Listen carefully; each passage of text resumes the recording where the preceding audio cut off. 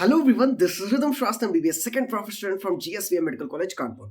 सो जैसा कि आपको पता है कि यार ऑल इंडिया कोटा राउंड 2 का सीट मैट्रिक्स आज आ चुका है और आपने उसमें देखा कि टोटल सीट्स अराउंड 8700 अप्रोक्सीमेटली आपको दिखा रहा है। तो आप लोग बहुत लोग कंफ्यूज हो गए थे कि लास्ट ईयर क्या डेटा था, कितना कट ऑफ हुआ था, क्या गया था कट ऑफ, मतलब फर्स्ट राउंड से सेकंड राउंड में क्या जंप देखने को मिला था और क्या क्या मतलब वेरिएबिलिटीज थी, इस साल क्या इंपैक्ट आ रहा है, ओवरऑल आपको क्या दिख रहा है, तो पूरा एक्सपेक्टेड कट ऑफ क्या हो सकता है हर कैटेगरी के लिए। सिंस लास्ट ईयर तक आपको पता है कि ओबीसी और ईडब्ल्यूएस सिर्फ सेंट्रल इंस्टीट्यूट में था, बाकी 15% ऑल इंडिया कोटा में नहीं था।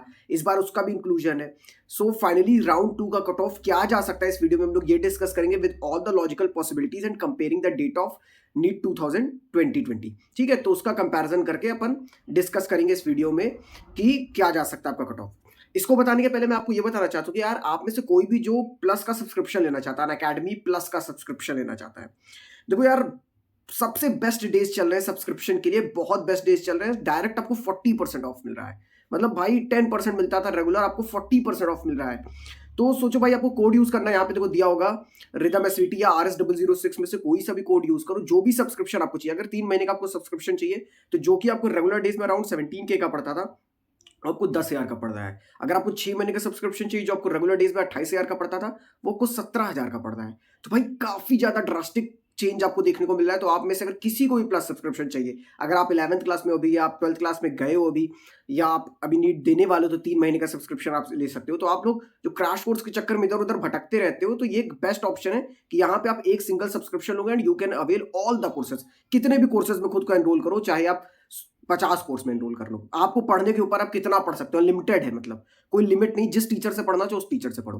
तो ये ऑफर चल रहा है, आप बाकी लिंक डिस्क्रिप्शन में देख सकते हो, वहां से अपने आप को ये सब्सक्रिप्शन बाय कर सकते हो। जिसको लेना हो सब्सक्रिप्शन, वो मेरे को कहीं पे भी टेलीग्राम, इंस्टाग्राम, फेसबुक कहीं पे भी मैसेज कर सकता है। ठीक है, चलो अब आते हैं वीडियो पे।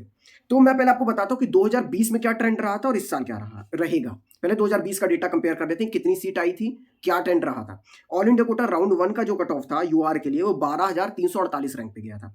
ठीक है, फिर सीट रिवर्ट करे, सॉरी, सीट जो बची वेकेंट हुई वो 2929 सीट थी, 2929, मतलब 2929 सीट्स वेकेंट थी फॉर यूआर। उसके बाद जो कट ऑफ गया राउंड 2 का, वो सिर्फ 15,038 ही गया, 15038 गया। मतलब कि जंप अगर आप देखोगे तो अराउंड 12,348 से 15,038 इज लाइक 2700 का ही जंप देखने को मिला। अब तुम लोग बोलोगे अरे सर 2900 सीट बची थी तो 2700 का कैसे देखने को मिला।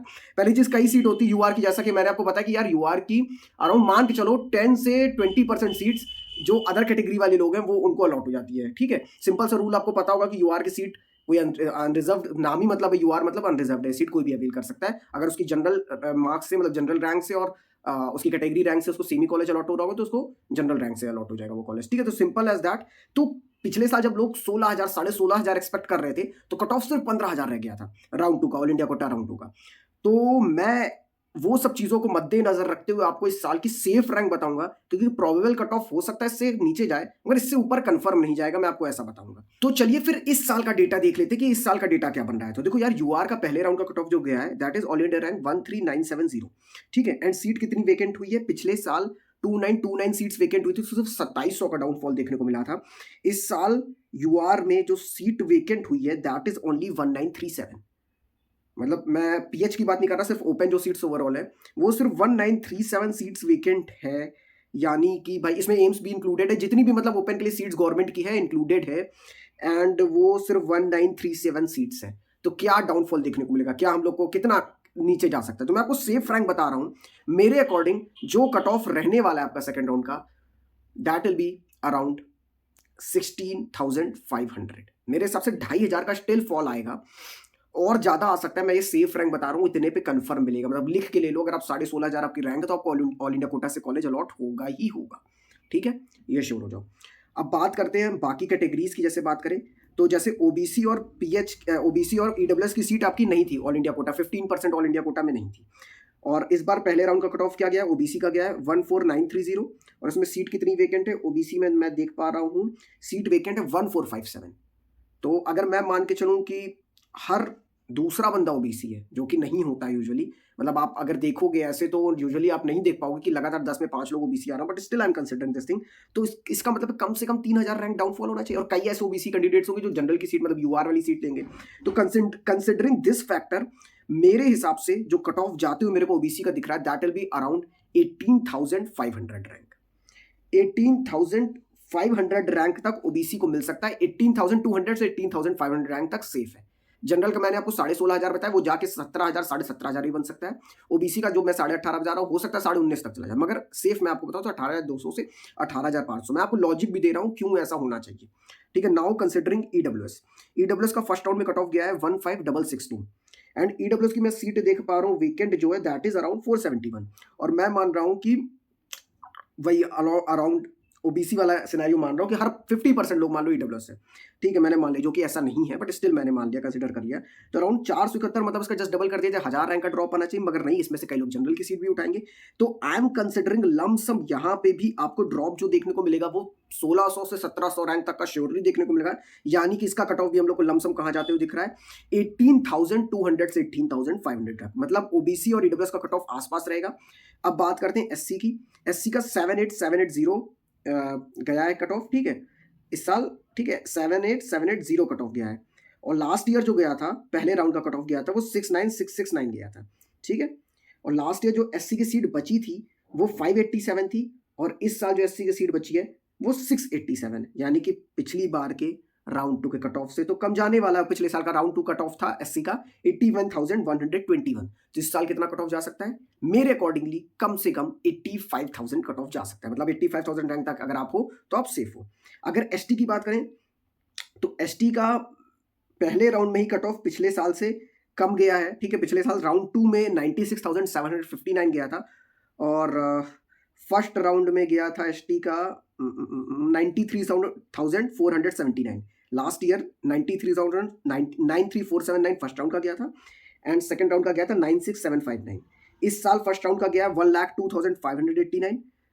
तो इस साल कितना जा सकता है? पिछले साल सीट वेकेंट थी एसटी में 260 सीट्स वेकेंट थी, इस साल कितनी सीट वेकेंट है एसटी में 275।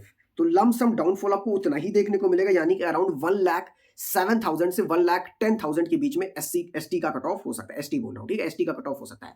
यानी कि मैंने आपको ओवरऑल बता दिया UR, EWS, OBC, SC, ST with all the logical possibilities. आप खुद भी समझ पा रहे हो कि मैंने किस बेसिस पे बनाया है। हवा में नहीं तीर मार रहा हूं। मैं चाहता तो ये वीडियो आपसे 10 दिन पहले बता सकता था, आप लोग बहुत ज्यादा डिमांड कर रहे थे कि ऑल इंडिया कोटा राउंड 2 का कट ऑफ क्या हो सकता है। मैं सिंपली बोल देता 20,000 होगा, 22,000 होगा, आप लोग बहुत खुश हो जाते, बहुत व्यूज उसके ऊपर आ जाते, ठीक है। मगर मेरा सोल पर्पस था आपको मिसगाइड मिसलेड नहीं करना। जब मेरे पास एक डेटा होगा, लॉजिकल डेटा होगा, तो मैं आपको लॉजिकली एक्सप्लेन कर पाऊंगा कि हाँ यार ये कट ऑफ हो सकता है और ये सेफ रैंक हो सकती है। तो होपफुली आपकी ये चीज क्लियर हो गई होगी। अब बात कर लेते हैं, आपके मन में आती है वर्चुअल वैकेंसी क्या चीज होती है यार, इसके ऊपर सवाल बहुत लोग कर रहे थे। तो वर्चुअल वैकेंसीज लाइक मान लो मेरे को कोई पर्टिकुलर कॉलेज मिला, अरे यार सो चलो डिस्कस कर लेते हैं कि वर्चुअल वैकेंसी क्या होता है, ठीक है। तो वर्चुअल वैकेंसी बेसिकली क्या है कि मान लो मेरे को कोई पर्टिकुलर कॉलेज मिला, ठीक है, और मैंने वहां पे, आपको पता है कि स्टेट में कुछ ऐसा विलिंग टू अपग्रेड वाली कोई चीज नहीं होती। स्टेट में सिंपली क्या होता है कि अगर आपको अपग्रेड कराना है, आपने अगर सेकंड राउंड में चॉइस फिलिंग करी तो इसका मतलब ये सिंपल सी लॉजिक की बात है कि आप अपग्रेड कराना चाहते हो भाई, तभी आपने चॉइस फिलिंग की है। मगर ऑल इंडिया में क्या होता है कि वो विलिंग टू अपग्रेड वाला फॉर्म भराते हैं ताकि उनसे पता चलता है कि ये बच्चे इंटरेस्टेड है in upgrading their particular college और कितने बच्चे यहीं पे रहना चाहते हैं, मतलब they are satisfied with the college they got in first round itself. So अब जैसे मान लो एम्स दिल्ली किसी को मिल गया तो वो विलिंग टू अपग्रेड क्यों डालेगा भाई? अब कहाँ जाएगा? एम्स दिल्ली से ऊपर उठ के कहाँ चला जाएगा? हार्वर्ड चला जाएगा?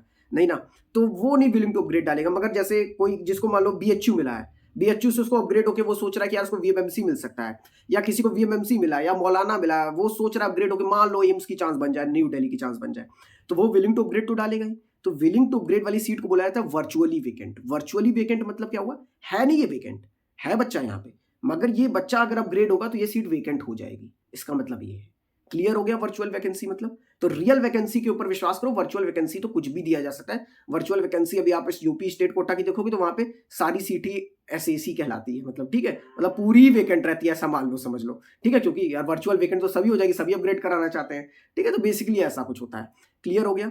आपको पूरा ओवरऑल कट ऑफ का आइडिया लग गया, क्या हो सकता है कट ऑफ, ठीक है। लॉजिक आपको उसके पीछे समझा दिया क्यों ये कट ऑफ हो सकता है, पिछले साल का डेटा कंपेयर कर दिया कि पिछले साल कट ऑफ ऐसा गया था, इस साल क्या हो सकता है।